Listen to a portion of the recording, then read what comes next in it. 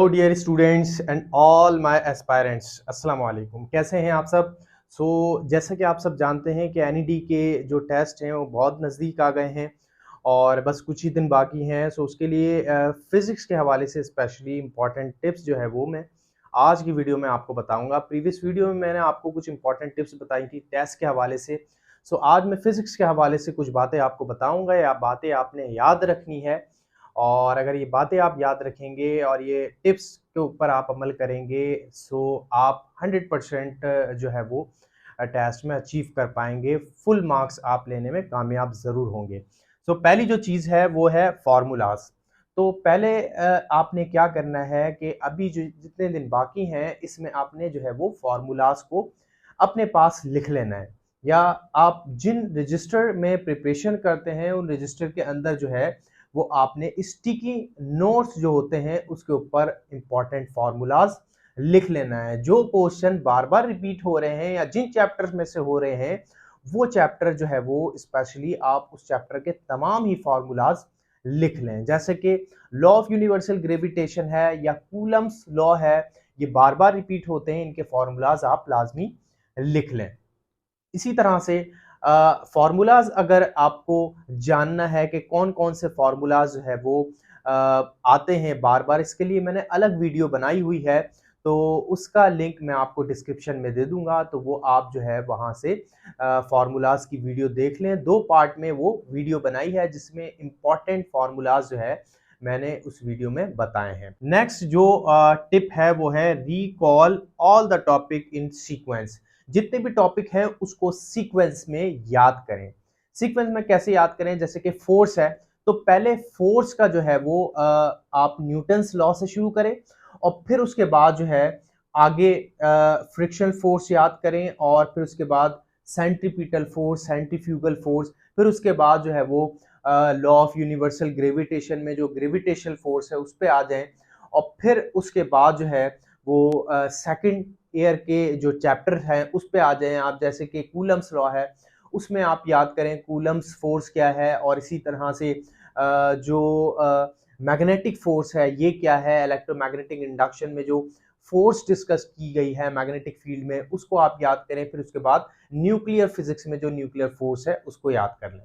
इसी तरह से फिर मोशन में भी आप यही तरतीब रखें। जो मोशन की जो टाइप्स बताई गई हैं वो आप देखें तमाम ही जो है वो चैप्टर्स के टॉपिक में। जैसे कि ट्रांसलेशनल मोशन जो है उसको आप जो है वो याद करें सीक्वेंस से। फिर उसके बाद रोटेशनल मोशन, वाइब्रेशनल मोशन, ये आप जो है वो सीक्वेंस से याद करें। इसी तरह से स्पीड की बात करें या वेलोसिटी की बात करें, इस तरह से स्पीड में भी आप जो है वो इसी तरह से याद करें। ब्रिज स्पीड, इंस्टेंटेनियस स्पीड, और इसी तरह से uniform speed, speed of sound जो है उसमें आप स्पीड ऑफ साउंड याद करें। इसी तरह से फिर स्पीड ऑफ लाइट के जो चैप्टर्स हैं उसको भी इसी तरह से सीक्वेंस से याद कर लें।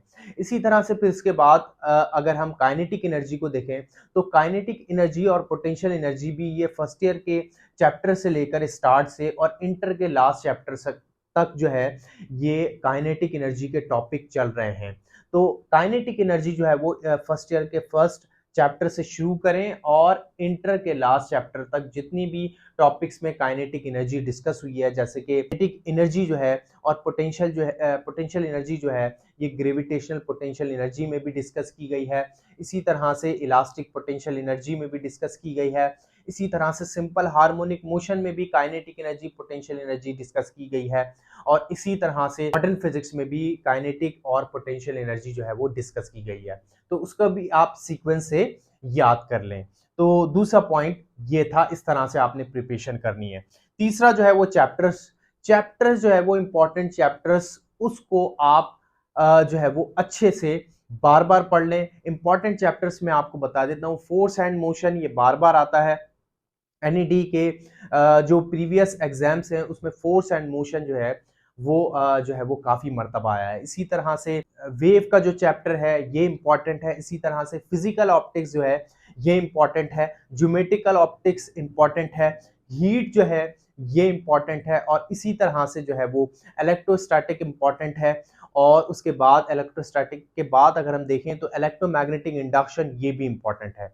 उसके बाद जो है वो इलेक्ट्रॉनिक्स इंपॉर्टेंट है और मॉडर्न फिजिक्स ये इंपॉर्टेंट है, और एटॉमिक स्पेक्ट्रा और इसी तरह से न्यूक्लियर फिजिक्स, ये इंटर के इंपॉर्टेंट जो है वो चैप्टर्स हैं जो मैंने आपको बताए हैं अभी। इनको तो आप लाजमी याद कर लें। इसके बाद डायमेंशनल कांस्टेंट भी आप याद रखें। जिस तरह आप फार्मूलाज जो है वो किसी एक पेज पे लिख लेंगे, इसी तरह से कोशिश करें डायमेंशनल कांस्टेंट भी जो है वो लिख लें। जैसे कि ग्रेविटेशनल कांस्टेंट जी हो गया, इसी तरह से जो कूलम्स कांस्टेंट है कि ये हो गया, एक्सेलरेशन ड्यू टू ग्रेविटी वाला जी हो गया, स्मॉल जी। इसी तरह से जितने भी डायमेंशनल कांस्टेंट हैं जिनकी मैग्नीट्यूड और यूनिट दोनों होता है, वो आप लिख लें। तो ये जो है वो 4 इंपॉर्टेंट पॉइंट्स आप याद रखें, 4 बातें आप याद रखें, इसको पर अमल करेंगे तो फिजिक्स की अच्छी सी जो है वो आपकी तैयारी हो जाएगी। ना सिर्फ तैयारी होगी बल्कि आप आसानी से जो है वो टॉपिक को, या फिर जब सवाल जो है वो आप पढ़ेंगे टेस्ट के अंदर, तो इसको इजी जो है वो रिकॉग्नाइज कर पाएंगे कि ये कौन से चैप्टर से और कौन से चैप्टर का कौन सा टॉपिक है ये, और इसके ऊपर कौन सा फार्मूला लगेगा। अब बात कर लेते हैं कुछ जनरल टिप्स की, कुछ जनरल बातों की, कि किन जनरल बातों का आपने ख्याल रखना है। जिस दिन टेस्ट हो उससे एक दिन पहले जो है आपने रात में जल्दी सो जाना है, और कोशिश करें कि जो स्टडी है वो जिस दिन टेस्ट हो उससे एक दिन पहले जो है वो रात से पहले पहले जो है वो स्टडी वाइंड अप कर दें। उसके बाद जो है वो थोड़ा सा जो है वो और दूसरी एक्टिविटी कर लें, और फिर रात कोशिश करें खाना खा के जल्दी सो जाएं। उसके बाद सुबह जल्दी उठें, नमाज पढ़ें, दुआ करें, और फिर सेंटर की तरफ जो है वो एग्जाम सेंटर की तरफ जाएं, और फिर एग्जाम सेंटर में कॉन्फिडेंट के साथ जो है वो टेस्ट के लिए बैठें, और कोई जो है वो हेजिटेशन या फिर घबराहट नहीं लेके आए, क्योंकि इसका कोई फायदा नहीं होगा। या तो आप अच्छे नंबरों से पास होंगे, या तो आप अच्छे नंबरों से पास नहीं होंगे। ये 2 बातें अगर आपने अपने जहन में रख ली तो आपको कोई परेशानी नहीं होगी। आप जो है वो विदाउट टेंशन, बगैर किसी स्ट्रेस के, परेशानी के, आसानी से जाके टेस्ट देंगे विदाउट बर्डन के।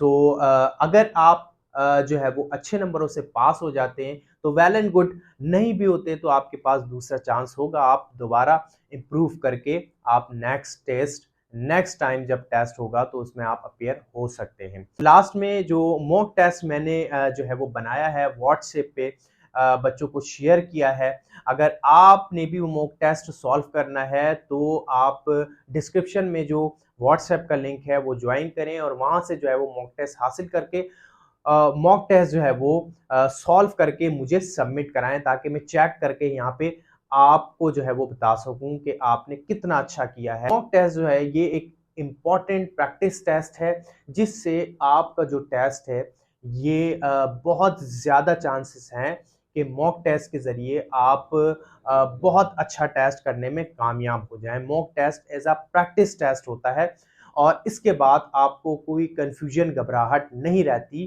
जो है वो एंट्री टेस्ट को सॉल्व करने में। सो ये बातें आप याद रखें, अपना ख्याल रखें। मिलते हैं आपसे नेक्स्ट वीडियो में। Thank you so much. अल्लाह हाफिज़।